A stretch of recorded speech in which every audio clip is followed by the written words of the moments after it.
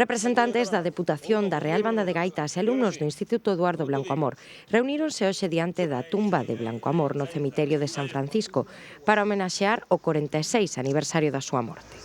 Daniela, en representación dos estudantes, leu un poema. Biosbardos para Eduardo Blanco Amor, cadáver exquisito do Clube de Escritura do IES Blanco Amor. Hai xente que ten páxaros na cabeza, pois eu teños engaiolados no peito, estes queridos corvos que me saen pola boca, que voen libres entre biosbardos ardentes. Son os anxos, a boa, o lume, o que me sostén nesta constante caída, o arco da vella e a súa neurona, a chave desta fermosa prisión e paixón, a poesía. Estes queridos corvos que me saen pola boca, o roce do teu amor, o noso soño, que sobrevive a todo naufraxio. A primeira vez,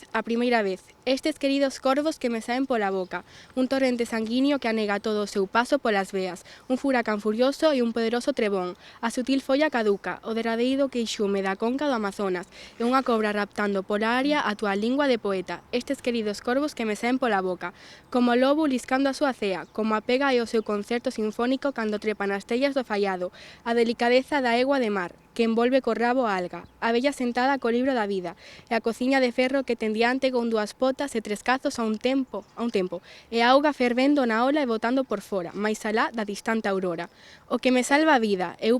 penso coa man deixando o cerebro a un lado, a miña perdición, a última viaxe, o leopardo comendo un a un as miñas vísceras. Hai xente que ten páxaros na cabeza, pois eu teños todos engaiolados no peito, hai xente que ten páxaros na cabeza. Tamén estivo presente Luís Tosar, que leu un texto de Blanco Amor sobre Castelao, aproveitando que este foi declarado seu ano e que o literato ourensán se adiantou a súa época no análise da vertente literaria de Castelao. Como din os vinguados que enxergan a Galiza con ollos de turistas e como se a cousa non fose con iles. Tras o seu humorismo hai unha perenne éxtase do chao, unha afirmación de fe e unha esperanza proseguinte. Algúns dos seus debuxos valeron por dúcias de mítins, de tratados, de investigacións, e o pobo fixo cos pés das súas caricaturas modismos que ingresaron no idioma, ou trocou o senso de mitos que xa semellaban irreversibles. O deputado provincial José María Lago destacou o legado cultural do autor e a labor de preservación que realiza a Fundación. Un dos nosos máis grandes, ou o máis grande, como dixo moi ben don Luís, intelectual,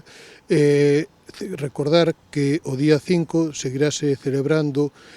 coa entrega do premio de novela longa Eduardo Blanco Amor, un premio que este ano levou o seu récord de participacións, a súa convocatoria con máis de 75 obras que se presentaron ao premio.